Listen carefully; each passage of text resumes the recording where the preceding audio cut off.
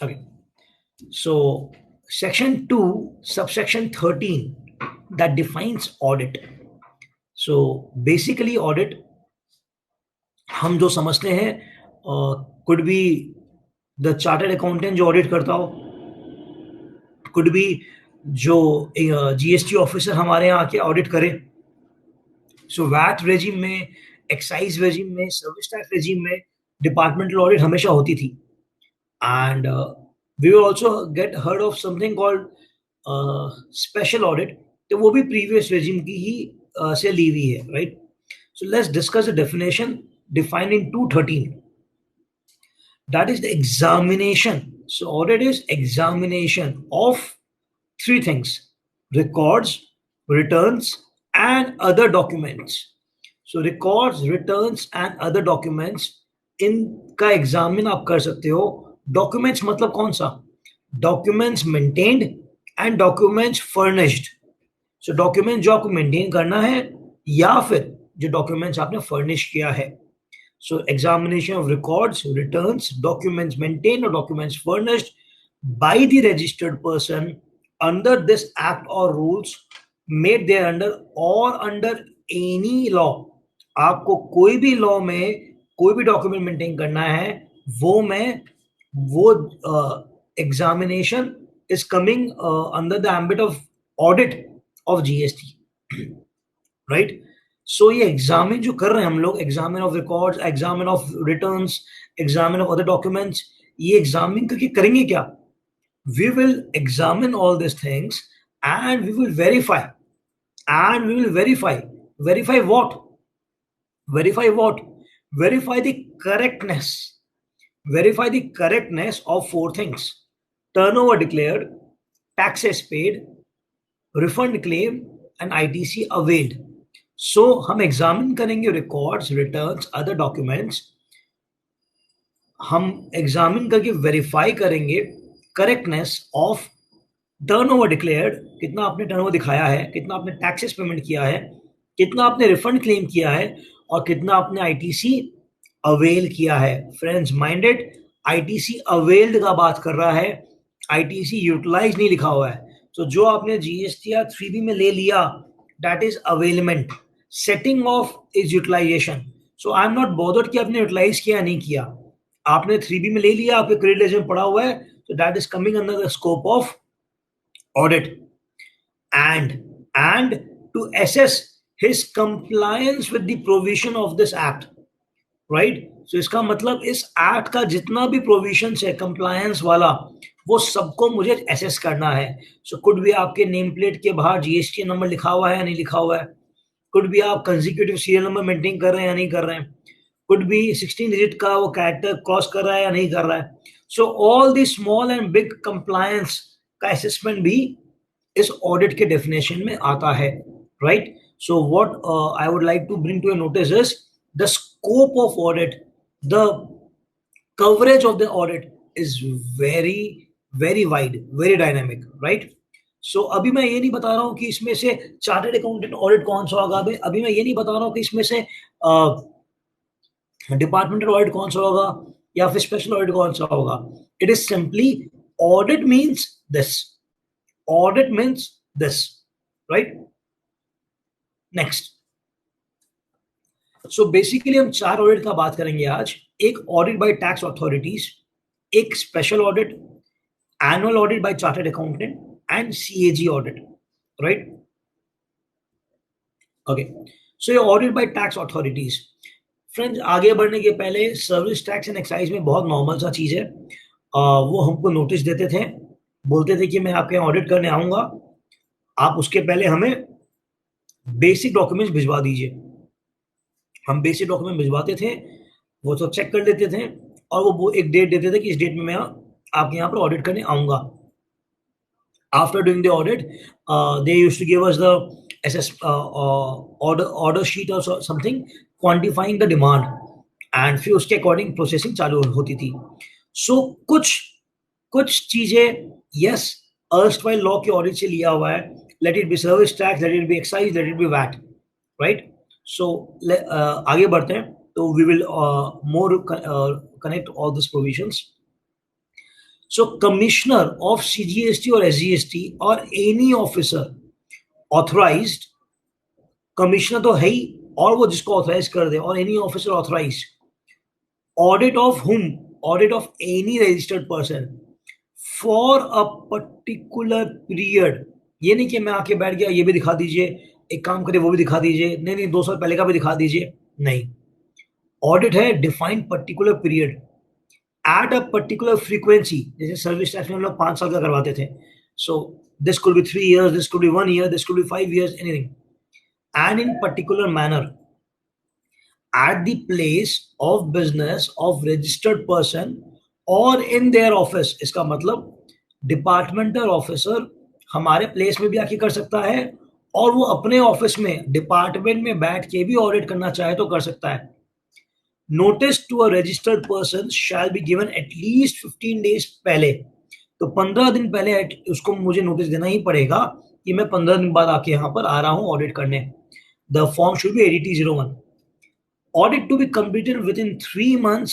Friends ये important है, audit should be completed within 3 months from the date of commencement, which can be further extended for 6 months by the commissioner। Friends, commencement क्या होता है? What is commencement of audit? English meaning चालू करा लेना, audit is commencement of audit। So see what they have defined. The date of commencement of audit will be later of number 1, records and other documents called for made available। जो documents मैंने मांगा वो आपने मुझको arrange करवा दिया। Number 2, actual institution of audit at the place of business, या फिर वो मेरे बिजनेस प्रीमाइसेस में आ गए और ऑडिटिंग चालू कर दिया। सो फ्रेंड्स, अगर मैं बोलूं कि मैं आपके प्रीमाइसेस में आऊंगा और मैं ऑडिट करूंगा, तो वो तो डेट डिफाइंड है, जब भी मैं आऊंगा ऑन पेपर रिकॉर्ड होगा, आपके सीसीटीवी में रिकॉर्ड हो जाएगा, फाइन। बट अगर मैं बोलूं कि नहीं नहीं नहीं, आप मुझे 2 डॉक्यूमेंट और दीजिए, आप वो लेके आए, फिर मुझे बैलेंस शीट दीजिए, आप लेके आए, फिर मुझे एक रिटर्न का कॉपी दीजिए, फिर मुझे ITC4 दीजिए, फिर मुझे वो इनवॉइस दीजिए, नहीं वो इनवॉइस तो है नहीं, नहीं नहीं आप मुझे तो चाहिएगा। So friends, what is happening is records and other documents called for are made available. तो इसको मेरे to my mind this is open end, this is open end, जहां पर ऑफिसर बोल सकता है कि records and other document which I have asked for is still not made available to me। So since it is not made available to me, 3 months चालू ही नहीं हो सकता, right? For जिस दिन मैं बोल दूंगा कि हाँ now everything is with me, then only 3 months can start। तो this is open to my mind, but जो लॉ में लिखा हुआ है कि 3 महीना मैक्सिमम चल सकता है, कंप्लीट करना पड़ेगा, फर्दर 6 month एक्सटेंड हो सकता है after the permission of commissioner, right? Okay, again audit by tax authorities का सेकंड लेग है, the registered person should provide the auditors। जो अगर आप मेरे यहाँ ऑडिट करने आ रहे हो तो मुझे क्या क्या प्रोवाइड करना है आपको, necessary facility to verify the books of accounts or other documents as he may require, such information as he may require, and render assistance for timely completion of audit। So आप आए, मैं बोलूंगा कि नहीं नहीं मेरे यहाँ बैठने का जगह ही नहीं है, आप खड़े रहो, जो ऑडिट करना करो, नहीं नहीं मेरा इलेक्ट्रिसिटी वेस्ट हो रहा है, मुझे लाइट बंद करना है, राइट? तो वो सब नहीं चलेगा। So the necessary facility to verify the books of accounts और other documents as he may require and information as he may require and render assistance for timely completion। जल्दी से जल्द हो जाए उतना मेरे को आपको सपोर्ट देना पड़ेगा। Result of audit to be intimated within 30 days। Result of audit जो है वो इंटीमेट करना पड़ेगा 30 days के अंदर, ADT02 में। The proper officer, friends important है, the proper officer may take actions under 73-74, जो अपने आज कवर करेंगे 73-74। इफ वो 73-74 फ्रेंड्स माइंड इट, वो तभी इन्वोक करेगा, वो 73-74 में तभी जाएगा जब वो डिटेक्ट करता है इन चारों में से कोई भी एक चीज, tax not paid, tax short paid, tax payment ही नहीं किया, टैक्स कम पेमेंट किया, एरनसली रिफंड, मैंने एरनस रिफंड क्लेम कर लिया, input tax credit, wrongly availed or utilized. Friends, audit के डेफिनेशन में सिर्फ अवेलमेंट था, यहां पर इन्होंने input tax credit wrongly availed और यूटिलाइज्ड दोनों स्पेसिफिकली कवर किया है, राइट? तो tax not paid, short paid, erroneous refund and input tax credit wrongly availed or utilized. ये चार कंडीशन अगर ऑडिट के दौरान, ये चार कंडीशन अगर ऑडिट के दौरान मुझे ऑफिसर को मिलता है तो वो सीधा 73-74 इन्वोक कर सकता है. तो समझने के लिए 73-74 कुछ भी नहीं है, it's just a demand recovery section. It's a section through which determination of tax can be done and a demand can be done, right? So वो ऑडिट से सीधा डिमांड कर सकता है 73-74 में जाके, right? Okay. So next is special audit. Friends, practically मैंने कभी देखा नहीं स्पेशल ऑडिट, और जो सीनियर्स हैं इंडस्ट्री में वो भी बोलते हैं कि बहुत कम ही होता है. So yes, it's an opportunity for professionals, chartered accountants and CW, I suppose. For them it's a professional opportunity. If they can empanel themselves with the department, then department might hire those chartered accountants for conducting special audit. The proceeding must be pending before any officer not below the rank of assistant commissioner, and nature and complexity of the case and interest of the revenue be considered. Opinion, correct value not declared or ITC claimed not within the normal limits. So specific है कि वो special audit special CA को क्यों बुला रहा है, कि वो वैल्यू है या आईटीसी क्लेम में उनका बेल बज रहा है कि नहीं देखो करेक्ट वैल्यू नहीं है, ITC claimed not with in normal limits. Prior approval of the commissioner definitely required. Direct registered person to get his records and books of accounts audited through in Form 8003. Audit to be done by a CA or a cost accountant nominated by the commissioner. The time limit here is 90 days, which can be further extended to 90 days. Opportunity of hearing is to be given to a registered person and further action taken by proper officer. So whatever a CA reports, एक opportunity जरूर मिलेगी by the officer, and on conclusion of the audit, registered person to be informed the findings. तो जो भी audit खत्म हो जाएगा एक ADT 04 एक फॉर्म होगा जिसके थ्रू ऑडिटी को बताया जाएगा कि उसके बारे में उसके खिलाफ क्या क्या फाइंडिंग्स हैं, right? So that is all. Special audit is just a procedure is left. Expense, ये स्पेशल ऑडिट कौन करवा रहा है? कमिश्नर करवा रहा है, right? So expense of the audit including the remuneration of the CA shall be determined and paid by the commissioner. Friends, अगर हम लोग बैंक का स्टॉक ऑडिट करते हैं आज के दिन में, तो बैंक में आप लोग इम्पैनल जरूर होंगे, बट जहां तक मुझे पता है जो रेम्यूनरेशन होगा स्टॉक ऑडिट का वो क्लाइंट पे करता है जिसके यहाँ स्टॉक ऑडिट हो रहा है. यहाँ पर ऐसा नहीं है, यहाँ पर कमिश्नर आपको अपॉइंट कर रहा है, कमिश्नर को काम ये ऑडिट करवा रहा है, तो कमिश्नर विल डिटरमाइन एंड पे the audit fees.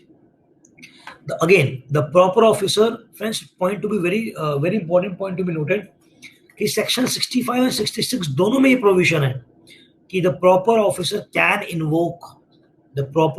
can invoke section 73 and 74 in case of the following four things. One is tax not paid, short paid, erroneous refund, and ITC wrongly availed or utilized, right? So this is all about audit. Two more things. एक 35(5) section है हमारा जो बात करता है, जो हमने returns में बात किया था, जो बात करता है annual return and GST audit. तो 44(2) बात करता है एनुअल रिटर्न, 35(5) बात करता है जीएसटी ऑडिट. तो इसमें नथिंग बट जीएसटी 9C एक फॉर्म है जो हमें सर्टिफाई करना होता है, and as per law 31 December of the financial year, next financial year जमा करना होता है. जो 17-18 का तो 31 जनवरी 2020 एक्सटेंडेड था कुछ स्टेट्स में इंक्लूडिंग बंगाल, और रैंडम डेट्स भी थे, जैसे बंगाल में 7 फरवरी था, राइट? तो this is all we aware, तो nothing just to mention here. Second thing is CAG audit. Friend, act में सीएजी ऑडिट के बारे में डिफाइन नहीं है, एक्ट में सीएजी ऑडिट के बारे में डिफाइन नहीं है, बट सेक्शन 58 जिक्र करता है इसका कि consultants role to CAG audit. तो सेक्शन 58 क्या है फ्रेंड्स, कि जो गवर्नमेंट का फंड होगा, जो कंज्यूमर वेलफेयर फंड होगा, उसकी ऑडिट किया सीएजी करेगा, राइट। तो ये जिक्र किया हुआ है सेक्शन 58 में। सो द गवर्नमेंट और the authorise specified authority specified by its special by it shall maintain proper records in relation to fund for the welfare of the consumer and prepare an annual statement of accounts in such form and manner as may prescribe in consultation with the Comptroller and Auditor General of India. The CAG of India in any case have the power to inspect the accounts of government or tax authority by virtue of powers vested aided by the CAG Act, right? So nothing more to discuss. Just to point out कि CAG audit का section 15 में जिक्र है, right, define कहीं पर भी नहीं है, जिक्र है।